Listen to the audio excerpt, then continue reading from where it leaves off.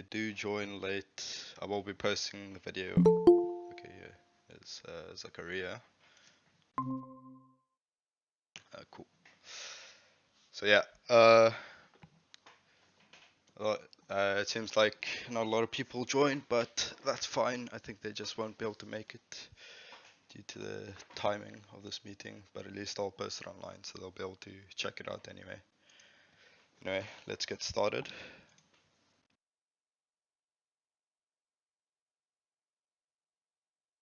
Share my screen. Okay, awesome. Alright, so in this workshop I'll just be going through the short slideshow and then gonna show you guys a bit of a demo on Whisper, showing you how to use it. Alright, yeah. Another one. Anyway, so yeah, we'll just be going through the slideshow, quick overview of what it is, and then a short demo on Whisper. Alright, so what is Whisper? It's an automatic speech recognition AI model, which means it basically converts this text, well, this waveform to text. It is trained on 680,000 hours of data from the web, but I'll get more into that in the next slide. Alright, so it's trained on 680,000 hours of audio data from the web. The data contains multiple languages, and English makes up 2/3 of this. It's weakly trained, which means the data is not up to like gold standard, so it's not like perfect audio that they give. They actually give it like kind of bad audio that's not up to standard. So this allows it to make it more robust to accents and background noises and also technical languages. And with I guess a non-gold standard data, you just have more data that you can work with. You won't need to like make sure that every, I guess, sample is good. You can just take in whatever samples that you can get. It can transcribe multiple languages, but I think the limitation to this is that it can transcribe from like multiple languages to the same language, but it can only translate from a language to English and only to English. That's one of its limitations, but I think that should be fine for our use case. And also, it's actually extremely easy to use. You guys will see in the demo how easy it is to use. It's like a few lines and it'll just be working. Anyway, let's move on to the architecture. So Whisper uses an end-to-end approach implemented as an encoder-decoder transformer. So you can see the encoder and decoder blocks here. It's a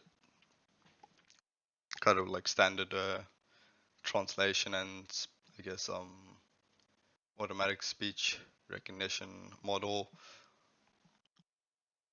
What it does is it splits up the audio into 30-second chunks and converts it into a log-mol spectrogram, and then it passes it into the encoder.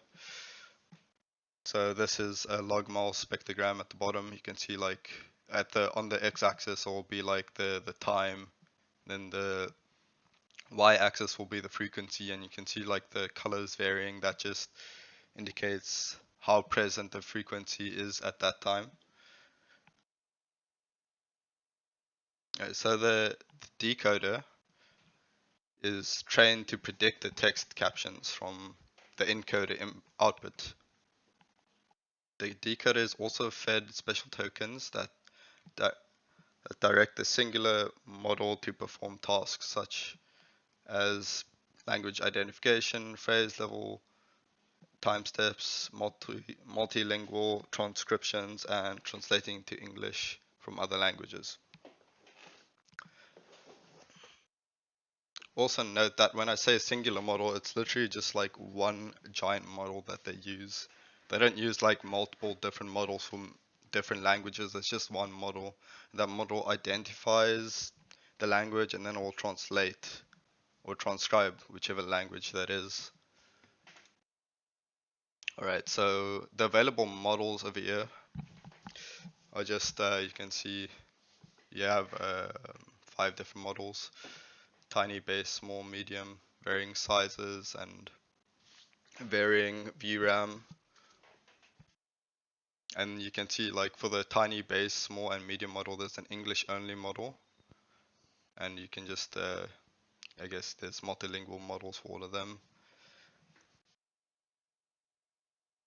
So with the Whisper architecture, I can just run you through what happens here.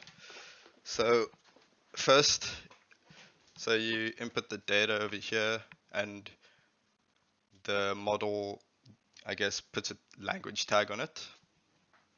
So it detects which language it is, and then based on what you choose, you can either choose translate or just transcribe. You can see that this this these I guess blocks go in either direction, or like you can see. Um, and then so let's first start on the right hand side. So you can see we have, I guess, a begin time. This basically allows us to set subtitles and check which times the speeches begin, or the I guess the text tokens begins, and then the end time, and then it just you see these dots here, so it does it for multiple. You can also say that you don't want any timestamps and you just want the text tokens. You can do this as well, and then obviously the end of the line, I guess that this is the output. And yeah, that's basically more or less what you need to know. It's pretty like simple and self-explanatory. We can go into coding now, and I can show you guys how easy it actually is. So let's move on to the